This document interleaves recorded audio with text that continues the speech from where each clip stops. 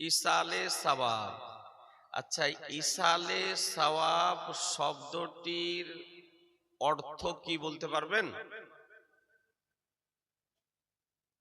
এই যে ব্যানারে লিখেছেন ইসালে সাওয়াব, এটা তো প্রতি বছরই লেখেন নাকি? হ্যাঁ? লিখা হয় না? এই শব্দটির বাংলা অর্থ কি?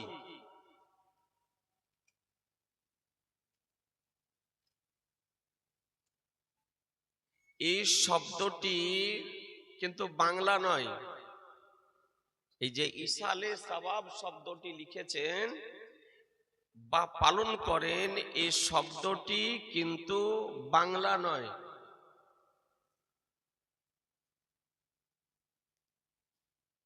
এই শব্দটির বাংলা অনুবাদ হলো সওয়াব পৌঁছানো। এই যারা ইউটিউবার আছো, একটু যারা উঠার একটু উঠে যাও বাবু, বিরক্ত করো না। যাদের যাদের উঠার দরকার, তোমাদের কাজ হয়ে গেছে, উঠে যাও। কিন্তু বারবার উঠাউঠি করলে খুব খারাপ। আর কথা বলো না। যার যা ইটা ফিতা আছে, গুটার দরকার আছে, সব গুটিয়ে নাও ইশারাতে, কথা বলবে না। তো ইসালে সাওয়াব শব্দটির অর্থ হলো বাংলা অনুবাদ সাওয়াব পৌঁছানো। ইসাল শব্দের অর্থ পৌঁছানো, আর সাওয়াব মানে সাওয়াব, সাওয়াব পৌঁছানো। কিসের সওয়াব পৌঁছানো? অর্থাৎ জীবিত ব্যক্তিদের পক্ষ হতে মৃত ব্যক্তির নিকটে যে নেক কর্ম সমূহের সওয়াব নেকি হয়, এগুলিকে তাদের আত্মার উদ্দেশ্যে উৎসর্গ করা হয়। তাদের আত্মার শান্তি কামনার জন্য যে পৌঁছানো হয়, তাকেই বলা হয় ইসালে সাওয়াব। সেটা ফাতিহা শরীফের মাধ্যমে হতে পারে, কুলখানি মাধ্যমে হতে পারে, কালেমা খানির মাধ্যমে হতে পারে, ফকির মিসকিন অসহায় দুস্থ গরিব দরিদ্র ব্যক্তিদেরকে সাহায্য করার মাধ্যমে হতে পারে, নামাজ রোজা হজ যাকাত প্রভৃতির মাধ্যমে হতে পারে, সদকার মাধ্যমে হতে পারে, ক্ষুধার্ত ব্যক্তিদেরকে খাওয়ানোর মাধ্যমে হতে পারে, বস্ত্রহীন ব্যক্তিদেরকে বস্ত্র মাধ্যমে হতে পারে। যে কোনো নেক কাজ জীবিত ব্যক্তিগণ যে করেন, এই জীবিত ব্যক্তিদের এই নেক কাজের সওয়াব সমূহকে মৃত ব্যক্তির রূহের নিকটে, আত্মার নিকটে যে পৌঁছানো হয়, একেই বলা হয় ইসালে সাওয়াব।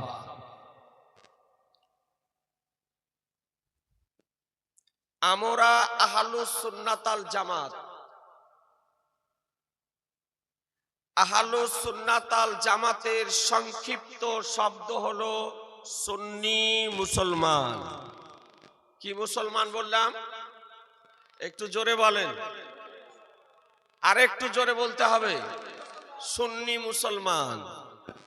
সুন্নি মুসলমান কাদের বলা হয়?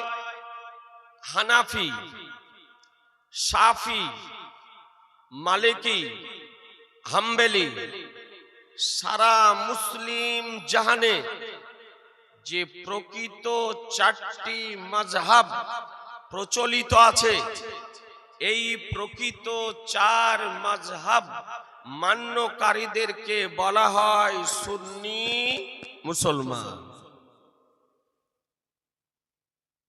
কিছু ভ্রান্ত মতবাদ পোষণকারীদের ধারণা যে চার মাযহাব মান্যকারীদের মধ্যে মত পার্থক্য আছে, দ্বিমত আছে, মতভেদ আছে, আমি তাদেরকে জানিয়ে দিতে চাই এই ধারণাটি হচ্ছে ভুল ধারণা। কেন? যে প্রকৃত চার মাযহাব মান্যকারীদের মধ্যে আকীদাগত দিক হতে,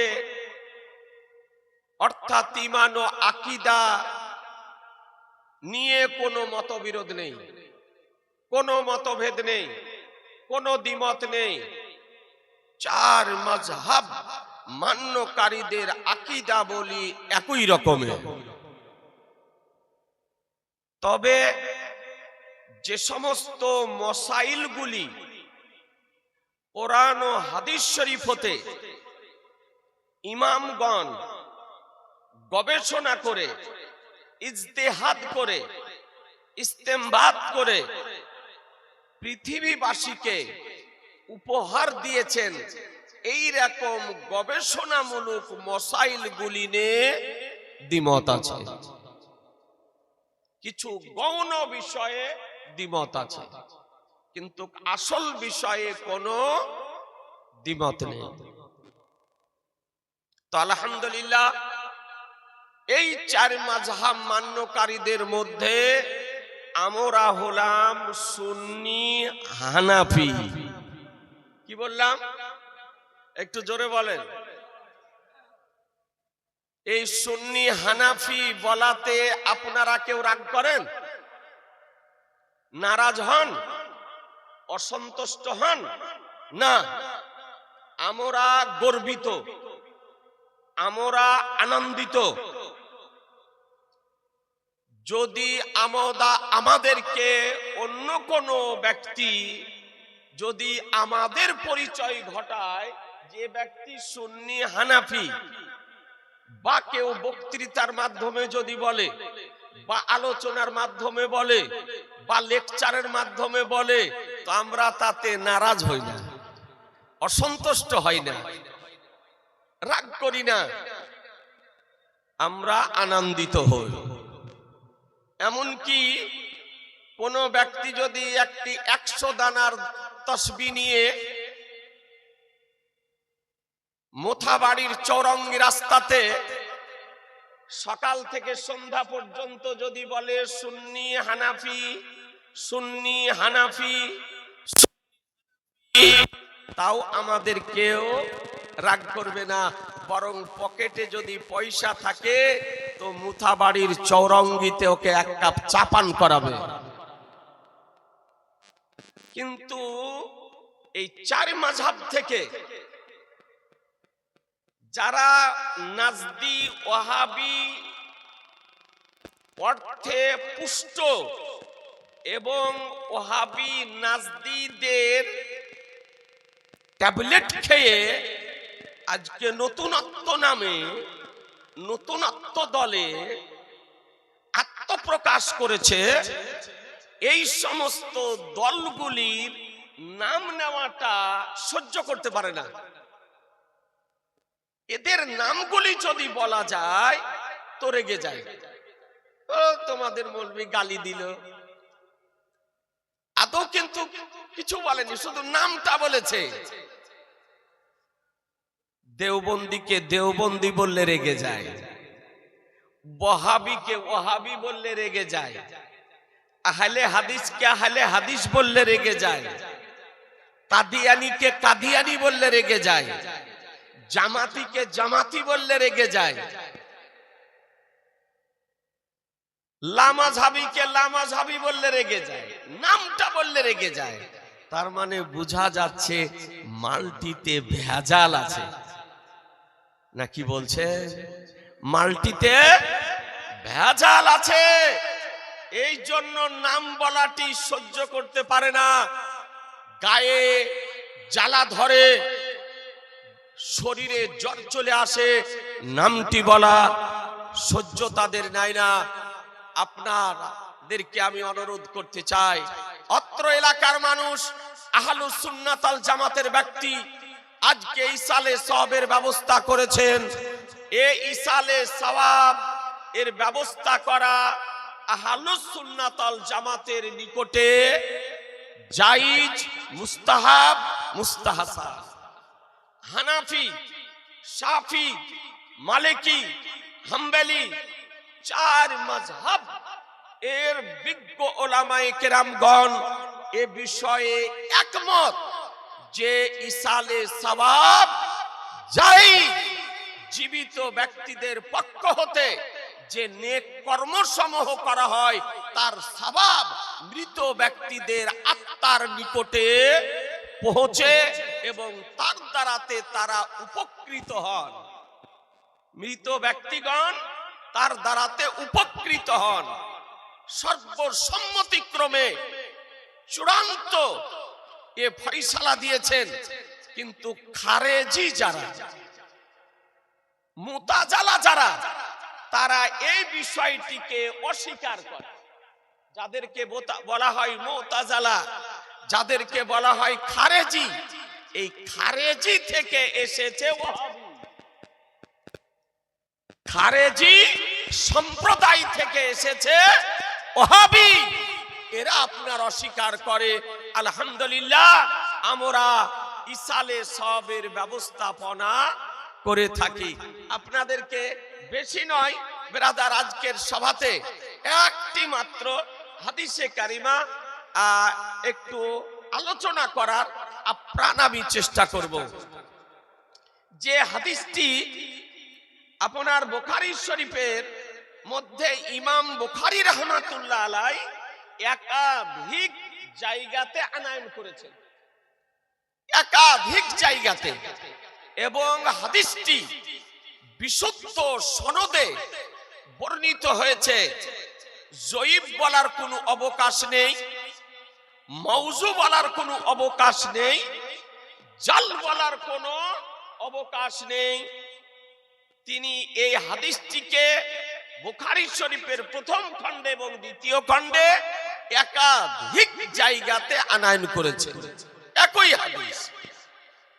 এবং এই হাদিসটিকে অন্যান্য হাদিস বিশারদগণ, হাদিসের মহাপণ্ডিতগণ বিশুদ্ধ সনদে নিজ নিজ হাদিস গ্রন্থে আনয়ন করেছেন।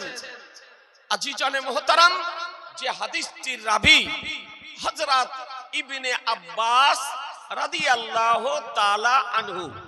একটু ভালো করে হাদিসটি বুঝার চেষ্টা করুন। ইবনে আব্বাস, ইনার নাম হলো আব্দুল্লাহ ইবনে আব্বাস, অর্থাৎ আব্বাস রাদিয়াল্লাহু তাআলা আনহুর পুত্র আব্দুল্লাহ। তিনি হাদিস শরীফ বর্ণনা দিচ্ছেন। ইনি কে? ইনি হলেন আমার রাসূলুল্লাহর আপন চাচাতো ভাই। কারণ আব্বাস রাদিয়াল্লাহু তাআলা আনহু হলেন আমার রাসূলুল্লাহর আপন চাচা।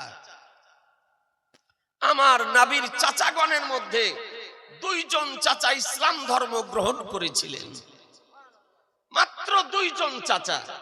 আপনারা 5 দিন 7 দিন করে জীবনী শোনা ব্যক্তি, এ মালদহ কালিয়াচক এলাকার মানুষ, আপনাদের জীবনী ব্রেনে স্টক আছে। আমি জীবনী আলোচনা করছি না, কেবলমাত্র মূল বিষয়টুকু আপনাদের ব্রেনে দেওয়ার আমি আপ্রাণ চেষ্টা করি। আব্বাস রাদিয়াল্লাহু তাআলা আনহু ইসলাম ধর্ম গ্রহণ করেছিলেন বদরের যুদ্ধের পর। বদরের যুদ্ধের পর তিনি ইসলাম ধর্ম গ্রহণ করেছিলেন। বদরের যুদ্ধে, যে বদরের যুদ্ধ ঐতিহাসিক যুদ্ধ, স্মরণীয় যুদ্ধ, এই যুদ্ধে আব্বাস রাদিয়াল্লাহু তাআলা আনহু বিধর্মীদের পক্ষ থেকে অংশগ্রহণ করেছিলেন।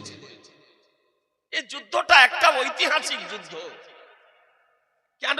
একদিকে পিতার তরবারি, অপরদিকে পুত্রের তরবারি, একদিকে চাচার তরবারি, অপরদিকে ভাতিজার তরবারি, একদিকে জামাইয়ের তরবারি, অপরদিকে শ্বশুরের তরবারি। এই রকম যুদ্ধ সংগঠিত হয়েছিল মদিনা শরীফে হিজরত করার পর সর্বপ্রথম মুসলমান, এবং সেটা ছিল পরীক্ষার মাস। সেটা সর্বপ্রথম পবিত্র রমজানুল মুবারক মাস ছিল। সর্বপ্রথম সাহাবায়ে কিরামগণ হিজরত করে মদিনা শরীফ যাওয়ার পর রোজা রেখেছিলেন। আর রোজা অবস্থাতে এই রহমতের মাস, বরকতের মাসে বদরের যুদ্ধ সংগঠিত হয়েছিল। একটু চিন্তা করে দেখবেন, রোজা রাখা অবস্থায় সাহাবায়ে কিরামগণ যুদ্ধে অংশগ্রহণ করেন। সেই দিন আমার মহানবী সাল্লাল্লাহু তাআলা আলাইহি সাল্লাম আল্লাহর দরবারে দোয়া করেছিলেন, আল্লাহ তুমি আমাদেরকে গায়বী সাহায্য করো। আজকে যদি মুসলমানের পরাজয় যদি হয়ে যায়, মুসলমান যদি পরাস্ত হয়ে যায়, তবে আর তোমার নাম হয়তো উচ্চারণ করার মদিনাতে আর হয়তো কেউ থাকবে না। আল্লাহ তুমি আমাদেরকে গায়বী সাহায্য করো। নবীর দোয়া আল্লাহ তাআলা সঙ্গে সঙ্গে কবুল করে নিয়েছিলেন। নবীগণ যে দোয়া করেন খোদার দরবারে, সঙ্গে সঙ্গে মহান রব্বুল আলামিন সেই দোয়াকে কবুল করে নেন। মুসলমান দোয়াকে কবুল করে নিলেন। বেরাদার, বদরের যুদ্ধ শুরু হলো। এইদিকে যে বদরের যুদ্ধে আল্লাহ তাআলা নবীর দোয়াকে কবুল করে নিয়ে ফেরেশতার বাহিনী পাঠিয়ে দিয়েছিলেন। ফেরেশতার বাহিনী এসেছিলেন। সাহাবায়ে কিরামগণ বলেন, কোন বিধর্মী কাফেরকে হত্যা করার মানুষে যখন অগ্রসর হতাম, তো দেখতাম আমাদের পৌঁছানোর পূর্বেই কে যেন তাকে হত্যা করে দিয়েছে। যে যুদ্ধে ফেরেশতা এসেছিলেন অংশগ্রহণ করতে, এমনকি জিবরাইল আলাইহিস সালাম পর্যন্ত এসেছিলেন।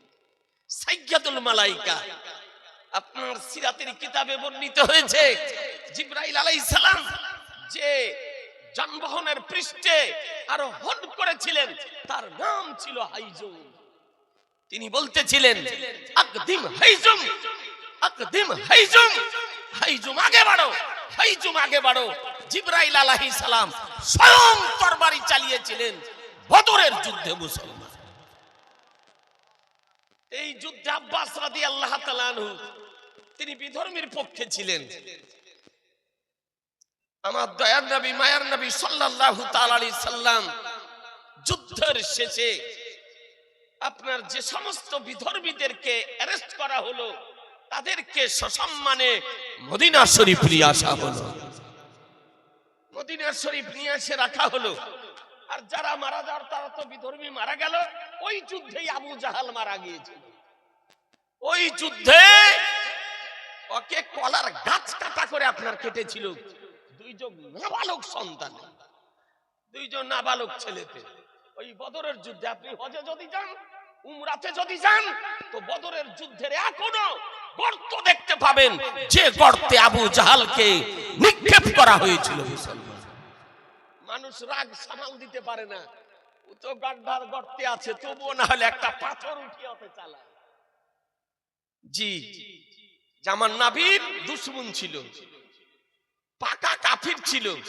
আর এই বাংলাদেশে ব্রেনটাল, ভারসাম্যহীন, মূর্খ, অজ্ঞ আবু জাহালের বংশধর টুপি পায়জামা পাঞ্জাবি পরে আজকে সোশ্যাল মিডিয়াতে আত্মপ্রকাশ করে বলছে হাজী আবু জাহাল।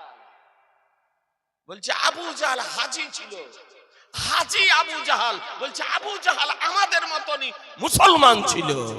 নাউজুবিল্লাহ বলা যাবে না? একটু জোরে বলুন না। টুপি পরে আছে, পায়জামা পরে আছে, পাঞ্জাবি পরে আছে, কোরআন শরীফ পড়তেছে, হাদিসও বলতেছে, আর বলতেছে আমাদের মতন আবু জাহাল মুসলমান ছিল। হাজী আবু জাহাল, বলুনি মুসলমান না আবু জাহালের বংশধর? জোরে বলতে হবে যে জি, ই হলো ইহুদি খ্রিস্টানদের চর, ই মুসলমান নয়, এ হলো একজন কাফের ব্যক্তি। কেউ যদি কোন কাফেরের কুফর জানার পর তাকে যদি মুসলমান মনে করে, শরীয়তের ল বলে, শরীয়তের কানুন বলে, শরীয়তের সংবিধান বলে, সে ব্যক্তি কাফের হবে। এইরকমই কোন মুসলমানকে যদি কোন ব্যক্তি কাফের যদি বলে, আর সে যদি কাফের না হয় তবে সে নিজে কাফের হবে। তো গোটা সারা পৃথিবী জানে যে আবু জাহাল কাফের ছিল।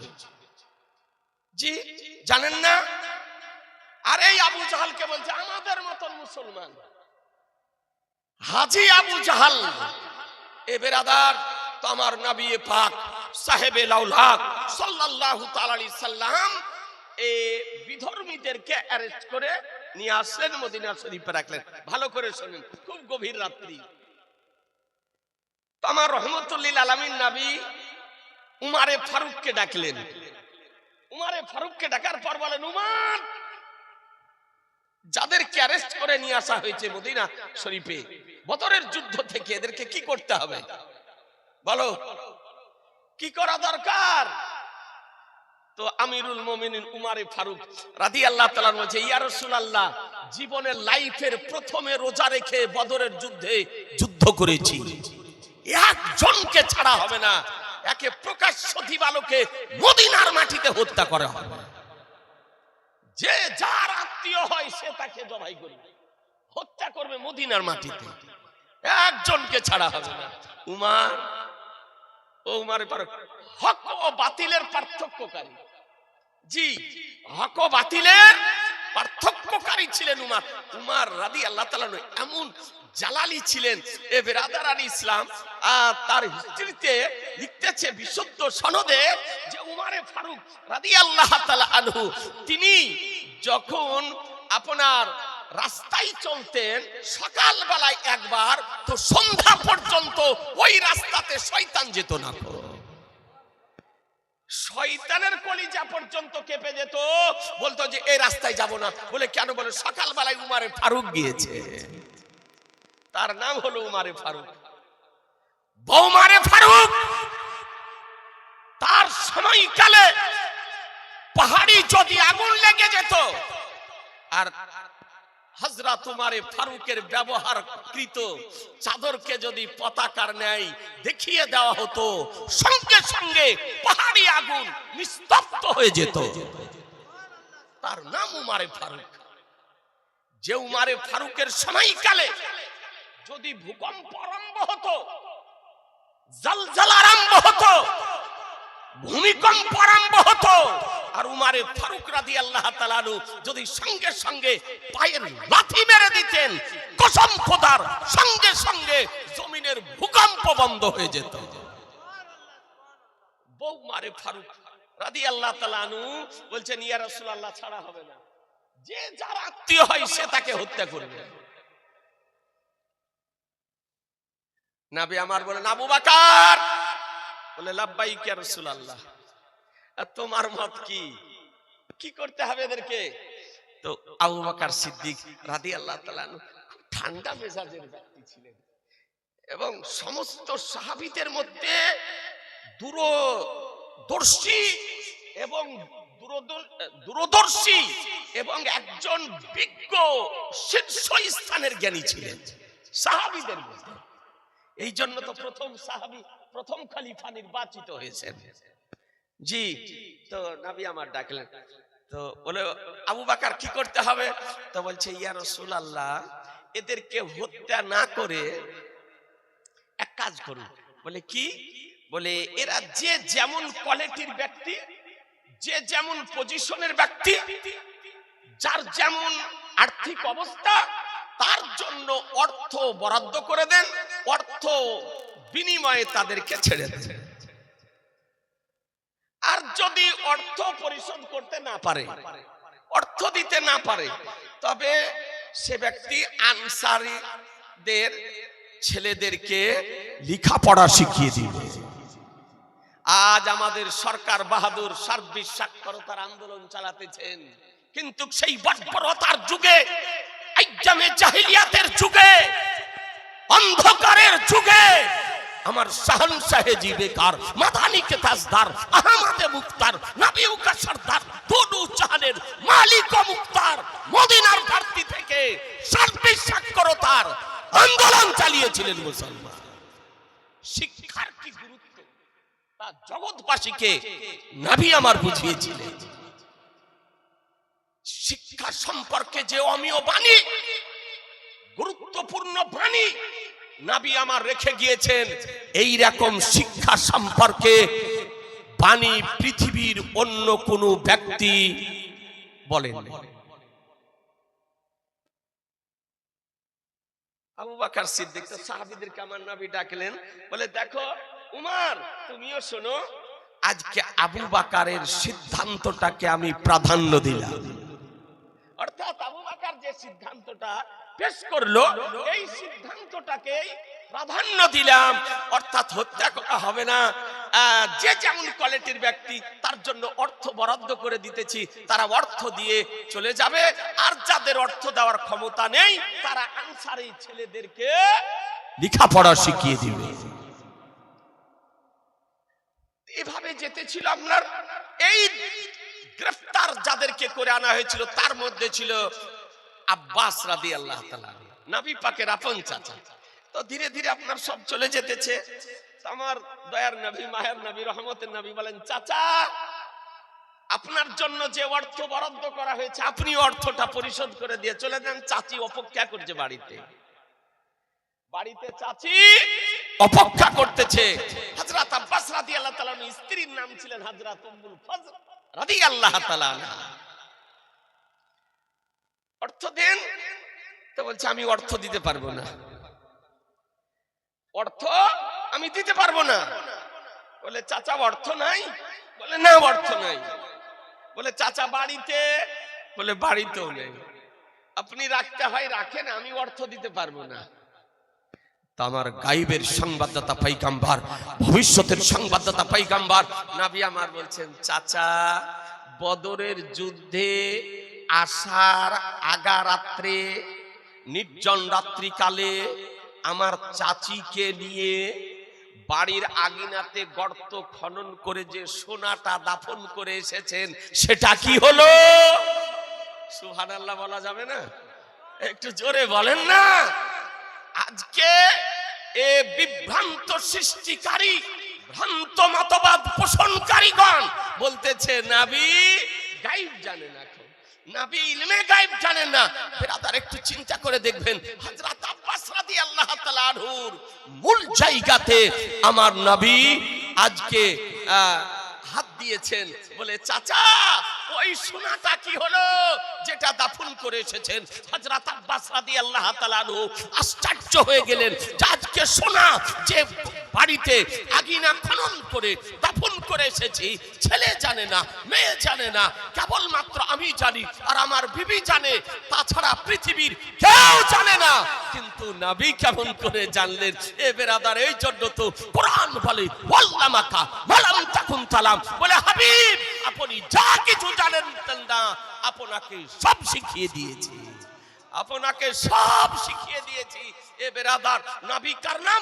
যে নবী নিজ গৃহ থেকে আব্বাস রাদিয়াল্লাহু তাআলা আনহুর গর্ত খনন করা দর্শন করতেছেন, গর্ত খনন করে সোনা দাফন করতেছেন, তা দর্শন করতেছেন। এই জন্য তো শরীয়তের বিধান বলে যে নবী রাতেও যেমন দেখেন, দিনেও তেমন দেখেন, নিকটেও যেমন দেখেন, দূরেও তেমন দেখেন, মাটির উপরে যেমন দেখেন, মাটির নিচেও তেমন দেখেন, আগে যেমন দেখেন, পিছনেও তেমন দেখেন, ডানে যেমন দেখেন, বামেও তেমন দেখেন। জানাবি মুস্তাফা সপ্তম জমিন থেকে লোহে কলম পর্যন্ত কসম খোদার একই রকম দর্শন করেন মুসলমান। নবী একই রকম দর্শন করেন। এই জন্য নবী আমার বলেন, ইন্নী আরা ওয়ালা তারা, ইন্নী আরা ওয়ালা তারাউন, আমি যা দর্শন করি পৃথিবীতে কেউ দর্শন করে না। এ বেরাদার, এই নবীকে দর্শন শক্তি কে দিয়েছেন? জোরে বলতে হবে, কে দিয়েছেন? আল্লাহ। তো এই মোল্লার আপত্তি হবে কেন? এই মোল্লার তো পেটে ব্যথা হওয়ার কথা নয়, এ বিশেষত্ব নবীকে আল্লাহ দিয়েছেন। এ বেরাদার, যা পৃথিবীতে আর দ্বিতীয় কাউকে দেওয়া হয়নি। নবী আমার বলেন যে আমি যা দর্শন করি পৃথিবীতে কেউ দর্শন করে না। এ বেরাদার, পৃথিবীতে বহু দর্শন করার দৃষ্টি আছে, চোখ আছে। আমরা জানি পৃথিবীর বুকে মানব দেখতে পাই, পৃথিবীর বুকে দানব দেখতে পাই, পৃথিবীর বুকে জিন দেখতে পাই, পৃথিবীর বুকে ফেরেশতা দেখতে পাই, পৃথিবীর বুকে জিবরাইল মিকাইল দেখতে পাই, পৃথিবীর বুকে ইসরাইল ইসরাফিল আলাইহিমুস সালাম দেখতে পাই, পৃথিবীর বুকে মুনকার ও নাকির দেখতে পাই, পৃথিবীর বুকে কিরামান কাতিবিন দেখতে পাই। কিন্তু নবী বলতেছেন আমি যা দর্শন করি পৃথিবীতে কেউ দর্শন করে না। তাহলে বোঝা গেল নবী যা দেখেন কোন মানব দেখতে পাই না, নবী যা দেখেন কোন জিন দেখতে পাই না, নবী যা দেখেন কোন ফেরেশতা দেখতে পাই না, নবী যা দেখেন জিবরাইল দেখতে পাই না, নবী যা দেখেন মিকাইল দেখতে পাই না, নবী যা দেখেন ইসরাইল দেখতে পাই না, নবী যা দেখেন ইসরাফিল আলাইহিস সালাম দেখতে পাই না, নবী যা দেখেন মুনকার ও নাকির দেখতে পাই না, নবী যা দেখেন কিরামান কাতিবিন দেখতে পাই না। মুসলমান, এ নবীর হলো বিশেষত্ব। পরবর্তীতে নবীর ইলমে গায়েব দর্শন করে আব্বাস রাদিয়াল্লাহু তাআলা আনহু মুসলমান হয়ে গিয়েছিলেন। জি, মুসলমান হয়ে গিয়েছিলেন, নবীর আপন চাচা। আর একজন নবীর আপন চাচা মুসলমান হয়েছিলেন, তার নাম হযরত আমির হামজা রাদিয়াল্লাহু তাআলা আনহু। তিনি উহুদের যুদ্ধে শাহাদাত বরণ করেছিলেন। এই দুইজন চাচা ইসলাম ধর্ম গ্রহণ করেছিলেন। হাদিসটি বর্ণনা দিচ্ছেন কে? আব্বাস রাদিয়াল্লাহু তাআলা আনহুর পুত্র, তার নাম হলো আব্দুল্লাহ ইবনে আব্বাস। ইমাম বুখারী বর্ণনা করতেছেন, যার জন্মের পূর্বেই আমার রাসূলুল্লাহ সংবাদ দিয়েছিলেন। জন্মের পূর্বেই নবী আমার সংবাদ দিয়েছিলেন। আল্লামা জালালউদ্দিন সুয়ুতী রাহমাতুল্লাহ আলাইহি তারিখুল খুলাফা নামক কিতাবের মধ্যে হাদিসটি নকল করতেছেন যে নবীর সম্মুখ দিয়ে আব্বাস রাদিয়াল্লাহু তাআলা আনহুর স্ত্রী উম্মুল ফজল চলে যেতেছেন। নবী আমার ডেকে বলছেন চাচি শুনেন। আসলেন তো নবী আমার বলছেন চাচি আপনি গর্ভবতী আছেন আর আপনার পেটে পুত্র সন্তান রয়েছে, প্রসবিত হলে আমার নিকটে নিয়ে আসবে। জোরে জোরে বলেন না, যন্ত্র লাগিয়ে নয়, মেশিন লাগিয়ে নয়, আজকে টেস্ট করে নয়, সামনে দিয়ে যেতেছে। নবী আমার দেখে চাচির পেটের সংরাত দিতেছে। এ বেরাদার, আর আজ কি চার পাতা পড়া মোল্লা বলতেছে পেটে কি আছে আল্লাহ ছাড়া কেউ জানে না। এ বেরাদার, বিজ্ঞানের অগ্রগতি হয়েছে, এই বিজ্ঞানের অগ্রগতির সময়কালে পেটের সংবাদ আজকে দেখুন দাঁড়িয়ে পেশাব করা একজন ডাক্তারও যন্ত্রের সাহায্যে দিতেছে না, দিতেছে না, কথা বলা যাবে না। জি দিতেছে। যে পুত্র সন্তান আছে না কন্যা সন্তান আছে তার সংবাদ একজন ডাক্তার দিতেছে। আর এই পাগলের দল বলতেছে আল্লাহ ছাড়া কেউ জানে না, বলছে আল্লাহ ছাড়া কেউ জানে না, নবীর বিরোধিতা করে। এ বেরাদার, সন্তান আসা তো দূরের কথা, যেটা স্বামী স্ত্রীর মিলনের সঙ্গমের মাধ্যমে স্ত্রীর উদরে অবস্থান করে, যেটাকে ভ্রূণ বলা হচ্ছে, ভ্রূণ পরীক্ষা নিরীক্ষা করে বলে দিতেছে যে এটা কন্যা সন্তানের ভ্রূণ না এটা পুত্র সন্তানের ভ্রূণ। এই জন্য অনেক নার্সিং হোমে লেখা আছে ভ্রূণ পরীক্ষা করা নিষিদ্ধ। বলুন, আজকে পৃথিবীতে লেখাপড়া করে বিজ্ঞানের আবিষ্কৃত যন্ত্রের সাহায্যে পরীক্ষা নিরীক্ষা করে যদি মায়ের পেটের সংবাদ দেওয়া সম্ভব যদি হয়, তো আমার নবী মায়ের পেটের সংবাদ দিতে পারেন না? পারেন না? জোরে বলতে হবে যে পারে। এটাই হলো আমাদের আকীদা, সুন্নি জামাতের আকীদা। মায়ের পেটে কি সন্তান আছে তার সংবাদ রাসূলুল্লাহ দিতে পারেন। কিয়ামত কবে হবে তার সংবাদ আমার রাসূলুল্লাহ দিতে পারেন। বৃষ্টি কবে হবে তার সংবাদ আমার রাসূলুল্লাহ দিতে পারেন। কে কোথায় মারা যাবে তার সংবাদ আমার রাসূলুল্লাহ দিতে পারেন। আগামী কালকে কি করবে তার সংবাদ রাসূলুল্লাহ দিতে পারেন। পারেন না? পারেন না? জি পারে, এটা সুন্নি জামাতের আকীদা। তো উম্মুল ফজল রাদিয়াল্লাহু তাআলা আনহা বলতেছেন, ইয়া রাসূলুল্লাহ, আমি তো এখন পর্যন্ত উপলব্ধি করতে পারিনি, অনুধাবন করতে পারিনি যে আমার পেটে সন্তান আছে। আপনারা আমরা জানি যে মায়েদের পেটে সন্তান যখন আসে মায়েরা অনুধাবন করতে পারে, উপলব্ধি করতে পারে, এ তার লক্ষণ দেখা দেয়। কিন্তু তখনও উম্মুল ফজল রাদিয়াল্লাহু তাআলা আনহার লক্ষণ কিছু দেখা দেয়নি, তিনি উপলব্ধি করতে পারেননি, অনুধাবন করতে পারেননি।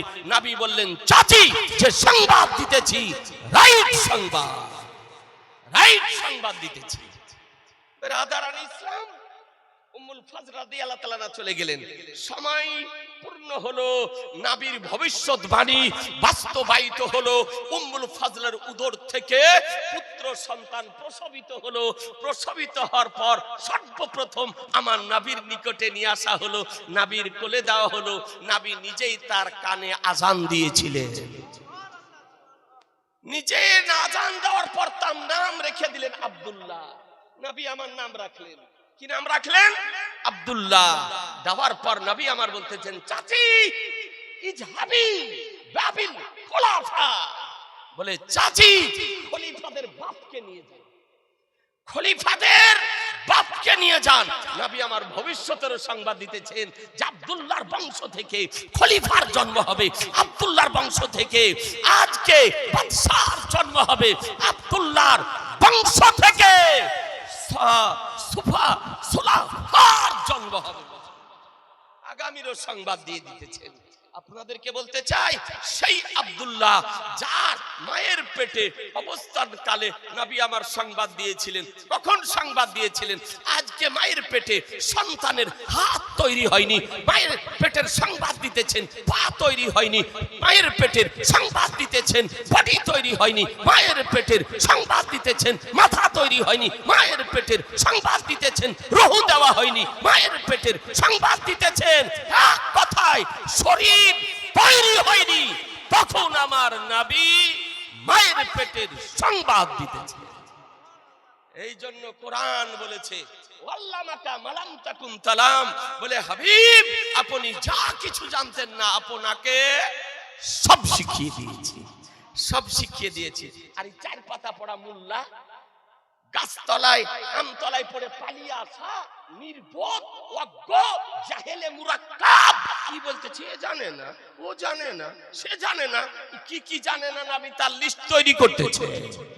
লিস্ট তৈরি মনে হচ্ছে আল্লাহ ওকে ওই জন্যই পাঠিয়েছে যে পৃথিবীতে যে তুই লিস্ট বানা যা, তুই লিস্ট তৈরি করগা। মনে রাখবেন, কেউ জন্ম থেকে মৃত্যু পর্যন্ত নবীর যদি না জানার লিস্ট তৈরি করে, তার লাইফের লিস্টকে ভ্যানিশ করার জন্য কোরআন শরীফের একটি আয়াতই হলো যথেষ্ট, একটি আয়াত যথেষ্ট। ওয়াল্লামাকা মালাম তাকুন তালাম, বলে হাবিব আপনি যা কিছু জানতেন না আপনাকে সব শিখিয়ে দিয়েছি। জি, এ নবীর শান, এ নবীর শান। তো আব্বাস রাদিয়াল্লাহু তাআলার পুত্র, তিনি হাদিস শরীফ বর্ণনা দিতেছেন, আমার নবী পাক সাহেবে লাউলাক সাল্লাল্লাহু তাআলা আলাইহি সাল্লাম মক্কা শরীফ অথবা মদিনা শরীফের কোন রাস্তা দিয়ে কোথাও যেতেছিলেন। যেতে যেতে হঠাৎ নবী আমার দাঁড়িয়ে গেলেন। সাহাবায়ে কিরাম বলেন, ইয়া রাসূলুল্লাহ দাঁড়িয়ে কেন গেলেন, কারণটা কি? বলে সাহাবীগণ এখানে দুটো কবর আছে। সুবহানাল্লাহ বলেন, জোরে বলেন না। বলে এখানে দুটো কবর আছে। কবর স্ত্রী লোকের কবর না পুরুষ লোকের কবর? আমার নবী বলেন দুটোই হচ্ছে পুরুষ লোকের কবর। কবর দুটি বহু পুরাতন কবর, উপর থেকে তার কোনো চিহ্ন ছিল না, নিশ্চিহ্ন হয়ে গিয়েছিল। কিন্তু আমার নবী কবরের সংবাদ দিতেছে। পুরুষ লোকের কবর, তারা কবরে কি অবস্থায় রয়েছে?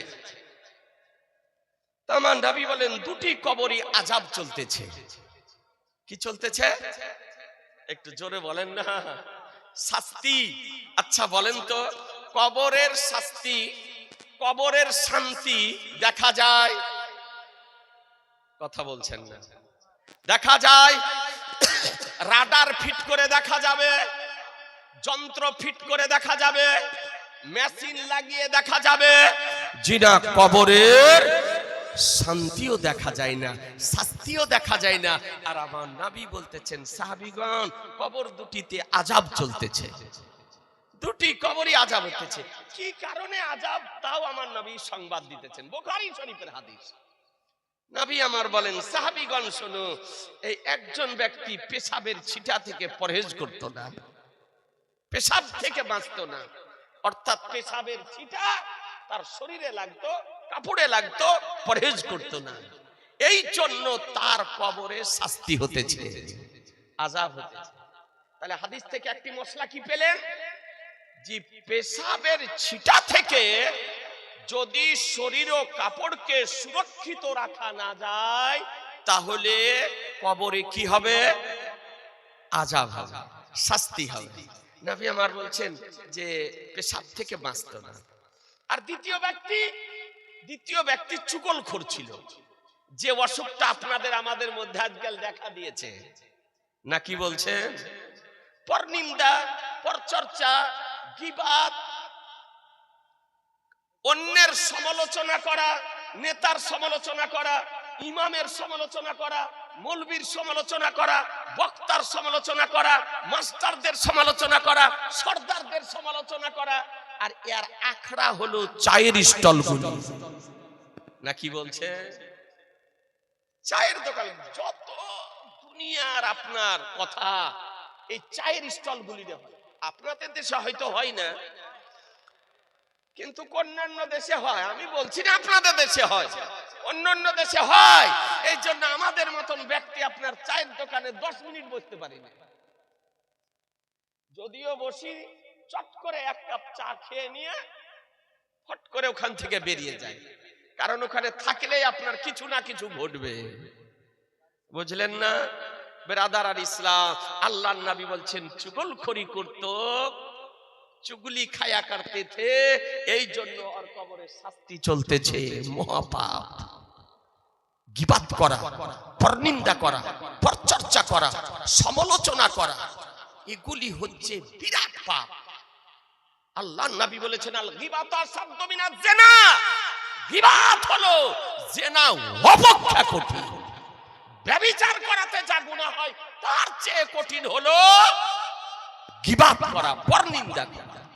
কারো অনুপস্থিতিতে তার সম্পর্কে অন্যের সামনে আলোচনা করা, একেই বলা হয় গীবাত। এবং সেই চরিত্র তার মধ্যে যদি থাকে, আর তার মধ্যে যদি না থাকে সেই চরিত্র, আর তারপরে যদি আপনি লাগান, তো এটা তো তহমত লাগানো। সুতরাং সংযত হন, সংযত হন, সংশোধন হন। মৃত্যু আপনাদের আমাদের মাথার পাশে দাঁড়িয়ে আছে, চোখটা বন্ধ হয়ে গেলে কবরে যেতে হবে, ভয়ানক শাস্তি।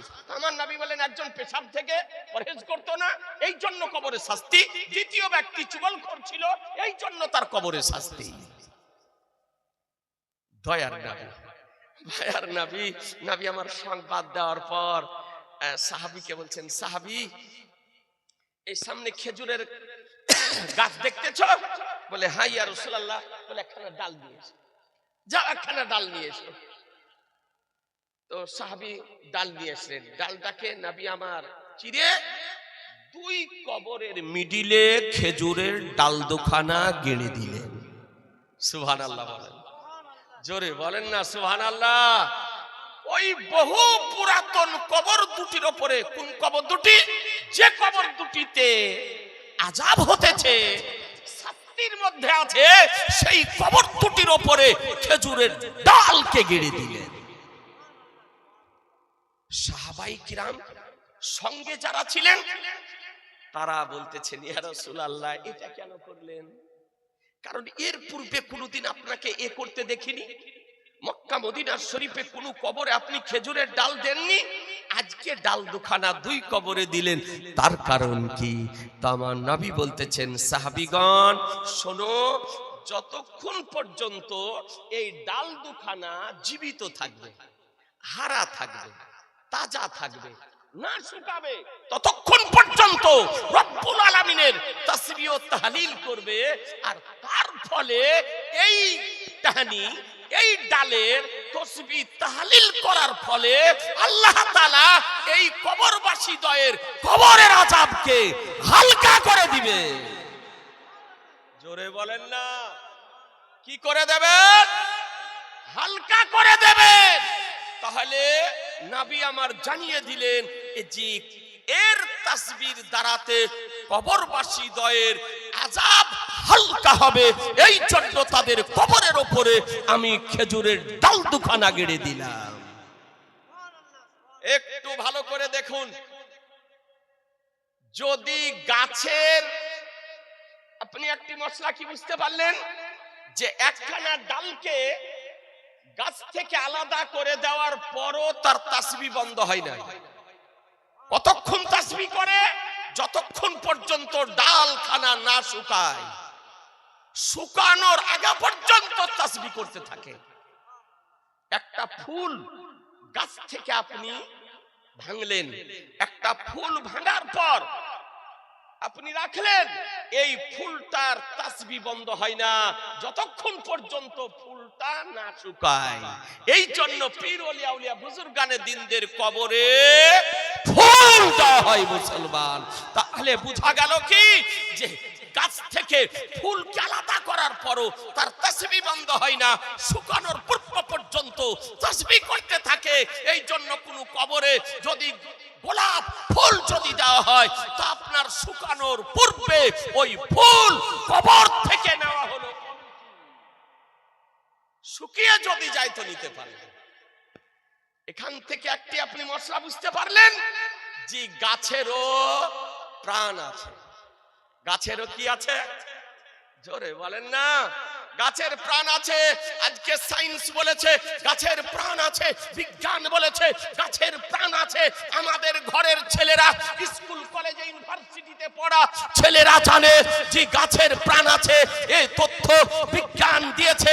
কিন্তু শুনুন মুসলমান, এই বিজ্ঞানের জন্মের পূর্বে আমার শাহনশাহে জিবেকা, মাদানিকে তাসদার, আহমদে মুক্তার, নবী উকা সরদার, দুনু জাহানের মালিক ও মুক্তার মদিনার ঘাটতি থেকে বিশ্ব জগৎকে সংবাদ দিয়েছেন যে গাছেরও প্রাণ আছে মুসলমান। এই জন্য কোরআন বলতেছে ইউসাব্বিহু লিল্লাহি মা ফিস সামাওয়াতি ওয়াল আরদ, জমিন এবং আসমানে যা কিছু আছে সমস্ত কিছু আল্লাহর তাসবিহ ও তাহলিল করে মুসলমান। কথা আপনি বুঝে নিলেন? এবার বলুন, গাছের তাসবিহতে কবরের আযাব হালকা যদি হয় তো সৃষ্টি জগতে সমস্ত সৃষ্টির মধ্যে মানব হলো শ্রেষ্ঠ সৃষ্টি। এই মানব যদি জিকির করে, এ মানব যদি তাসবিহ তাহলিল করে, এ মানব যদি কোরআনে পাক তেলাওয়াত করে, তার কবরের পাশে দাঁড়িয়ে, তবে তার দ্বারাতে ওই মৃত ব্যক্তি উপকৃত হবে না? হবে না? জোরে বলতে হবে যে হবে। ইসলাম এই হাদিসের ব্যাখ্যা আল্লামা বদরুদ্দিন আইনি রাহমাতুল্লাহ আলাইহি তিনি হাদিসটি বর্ণনা করার পর, ব্যাখ্যা দেওয়ার পর তিনি লিখতেছেন তৃতীয় খণ্ডের 175 পেজের মধ্যে, ওয়াস্তাহাব্বাল উলামাউ কিরাতাল কোরআনে ইনদাল কবরে লিহাজাল হাদিস, বলে এই হাদিসের কারণে কবরের নিকটে কোরআন মাজিদ পড়াকে উলামায়ে কেরামগণ মুস্তাহাব বলেছে। উলামায়ে কেরামগণ মুস্তাহাব বলেছেন।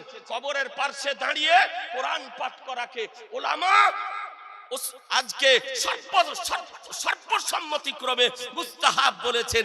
এ বেরাদারান ইসলাম, দ্বিতীয় দলিল দেখুন, এই হাদিসটি সাহেবে মিশকাত শরীফের মধ্যে আনায়ন করার পর মুল্লা আলী কারি রাহমাতুল্লাহ আলাই তার ব্যাখ্যা লিখতে গিয়ে মিরকাতুল মাফাতির দ্বিতীয় খণ্ডের 35 পৃষ্ঠাতে বলেন, ওয়াস্তাহাব্বাল উলামাউ আলা ওয়াস্তাহাব্বাল উলামাউ কিরাতাল কোরআনে ইনদাল কবরে লিহাজাল হাদিস, এই হাদিসের কারণে কবরের নিকটে কোরআন তেলাওয়াত করাকে উলামায়ে কেরাম মুস্তাহাব বলেছেন। বেরাদার, উলামায়ে কেরাম মুস্তাহাব বলেছেন।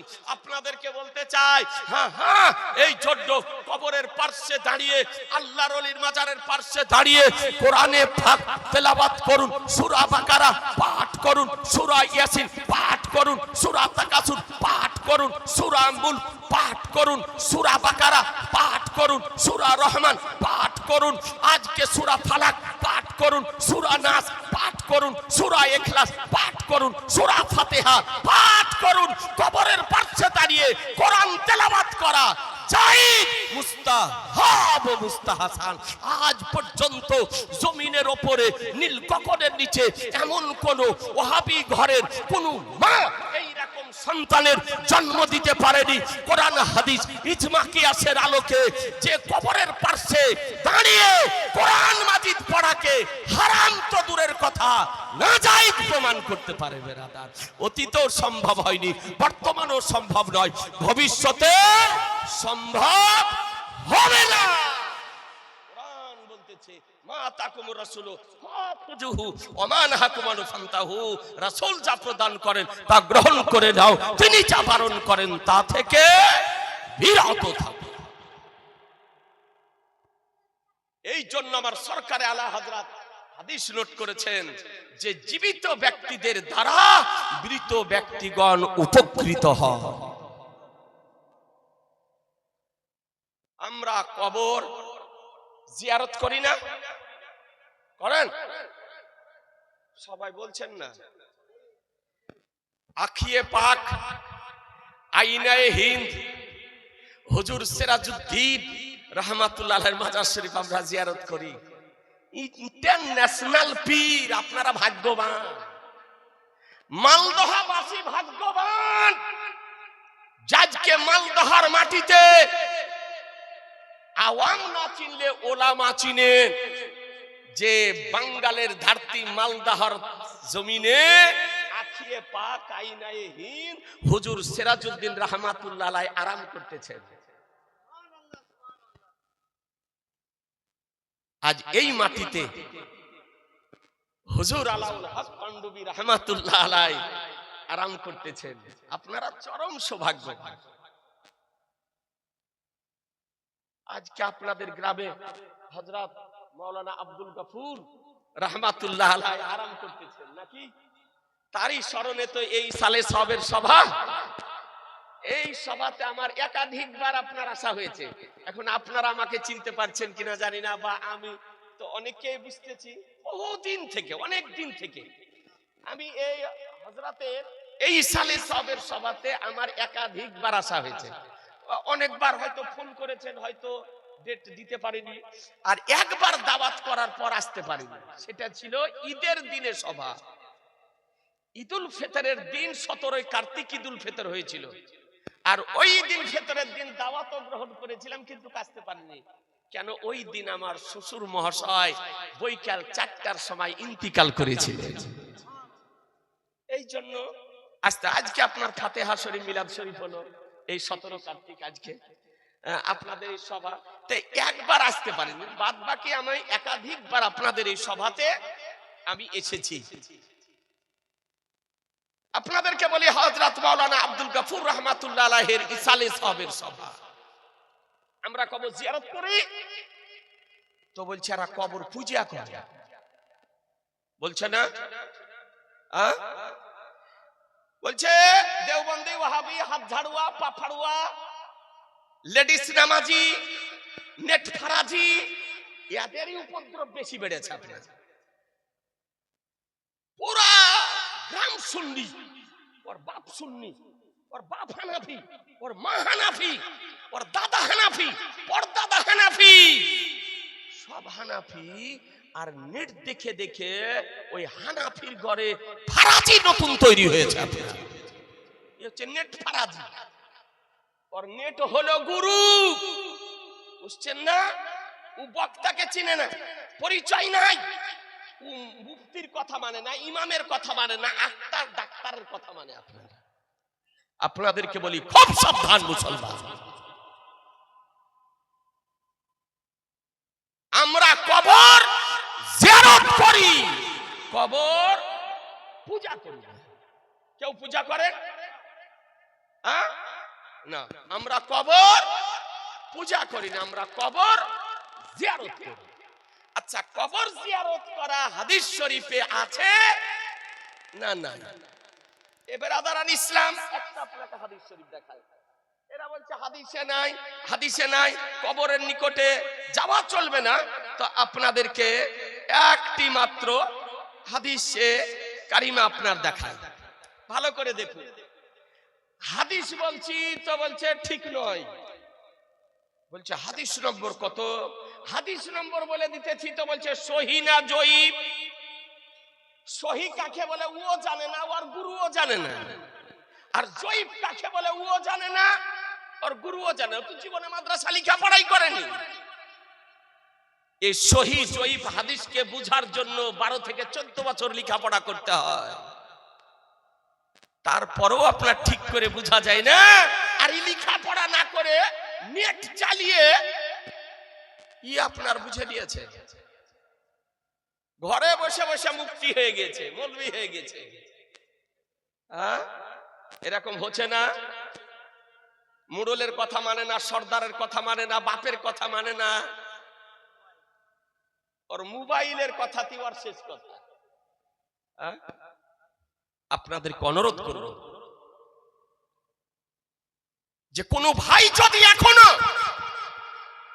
ভুলবশত কারো কোনো প্ররোচনায় প্ররোচিত হয়ে বিপথে যদি গিয়ে থাকেন, এখনো তোবার দরজা খোলা আছে।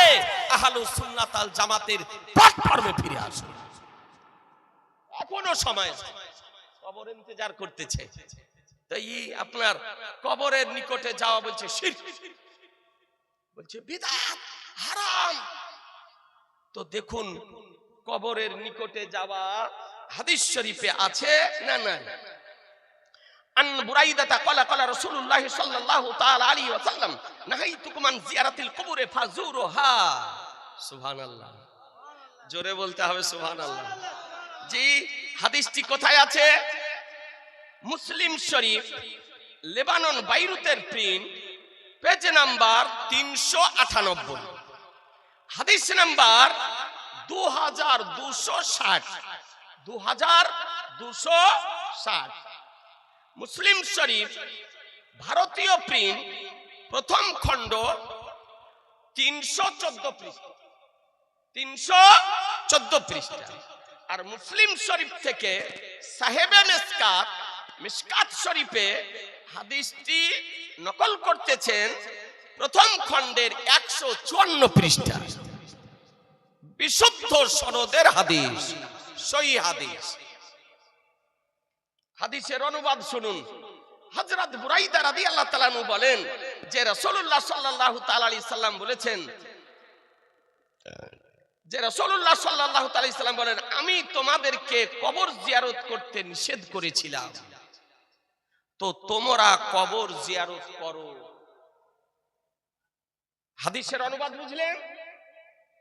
নবী নাহাইতুকুম আনি জিয়ারাতিল কুবুরে, আমি তোমাদেরকে কবর জিয়ারত করতে নিষেধ করেছিলাম, তো ফাজুরুহা, তো তোমরা কবর জিয়ারত করো।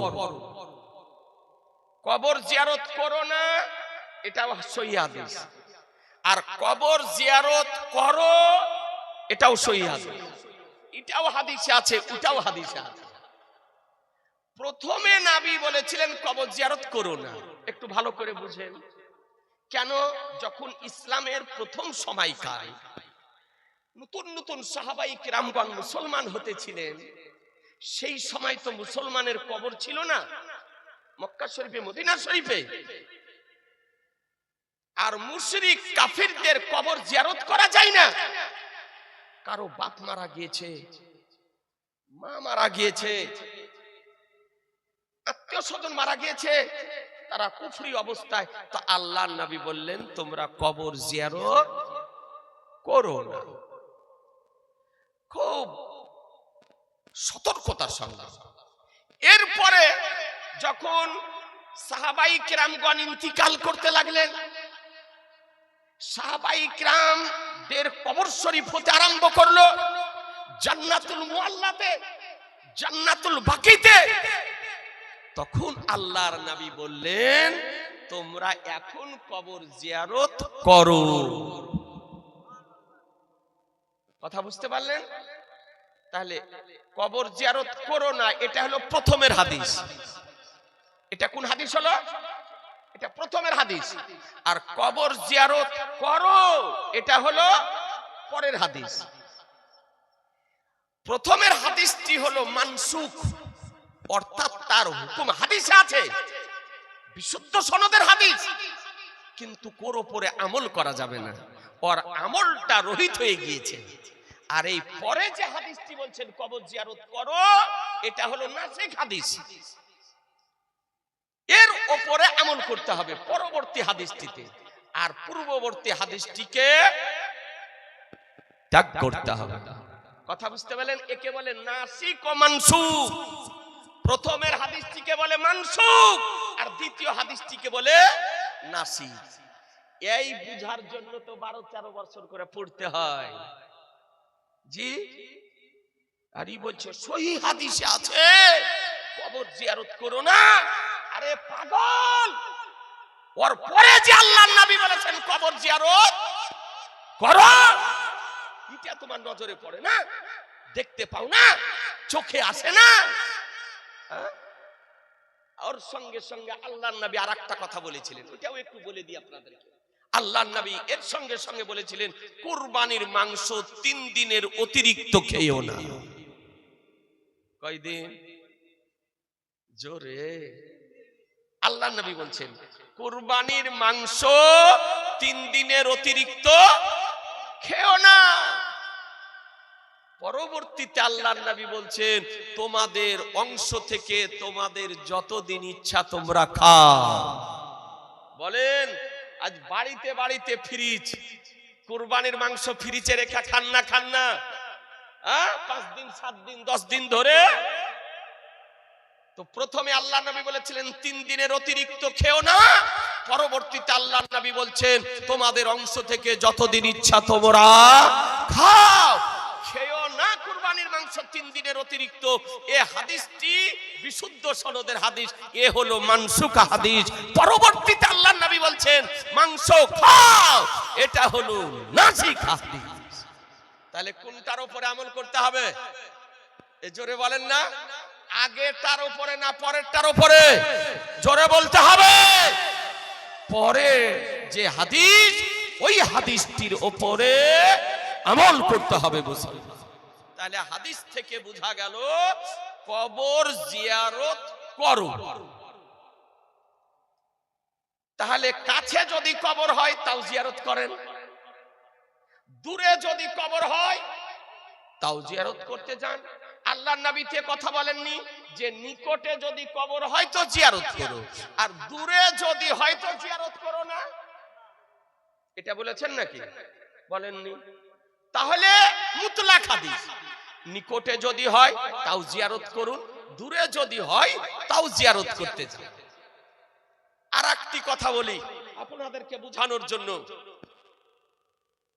আমরা পীর ওলি আউলিয়াদের কবর জিয়ারত করতে যাচ্ছি তো বলছে বিদআত, হারাম। এক পোল্ট্রি মুরগি ভুঁইফোড় আপনার নির্বোধ মূর্খ বক্তা বেরিয়েছে সোশ্যাল মিডিয়ায়। পোল্ট্রি মুরগির মতন আর আপনার ভুঁড়ি। এইদিকে বাড়ি আপনার বীরভূম পার হয়ে যাওয়ার পর যে জেলাটা পড়ে বর্ধমান, বলছে আমি যে 15 বছর যদি বেঁচে থাকি তো পশ্চিমবঙ্গে একটিও মাজার রাখবো না, সব বুলডোজার চালিয়ে দিব। বলছে সব ভেঙে দিব, একটিও মাজার রাখবো না। মুখে বলা সহজ, একবার এক মাজারের নিচে হাত দিয়ে দেখ না। কি বলছেন? বলে তুই তো আজকে 4 বছর স্টেজে আছিস, তোর বাপ আজকে 30 বছর থেকে চেষ্টা করছে, তোর বাপ তো কবরে যাওয়ার মতন হয়ে গিয়েছে, 15 কেন তোকে 100 বছর টাইম দিবে। এখানে মুন্সিটোল আসতে হবে না, হযরত মাওলানা আব্দুল গাফুর রহমাতুল্লাহ মাজার শরীফ আসতে হবে না, হুজুর আলাউল হক পান্ডবী রহমাতুল্লাহ মাজার শরীফ আসতে হবে না, হুজুর আখিয়ে পাকের মাজার শরীফ আসতে হবে না। বর্ধমানের পার্শ্বে পাথর চাপড়ি দাতা মাহবুব শাহর মাজার শরীফ, ওই মাজার শরীফের হাত নয়, মাজার শরীফের যে প্রাচীর আছে, প্রাচীরের যদি একখানা ইটে তুই লাইফে যদি হাত দিতে পারিস তো জানবো জি হালালি বাপের সন্তান। জি ও হাত যদি দেয় তো ওর ধোলাই হবে না, হবে না, ওর পাঁজরের বাঁকা বাতা খুঁজে পাওয়া যাবে না। যদি পরীক্ষা করতে হয় একবার হাত দিয়ে দেখ, দাতা মাহবুব শাহ রহমাতুল্লাহ আলাইহির মাজার শরীফের প্রাচীরের একখানা ইটে বলছে আমি 15 বছর বেঁচে থাকলে একটা মাজারও রাখবো না, সব উল্টা জার চালিয়ে। ব্রাদার আর ইসলাম বলছে যে মাজার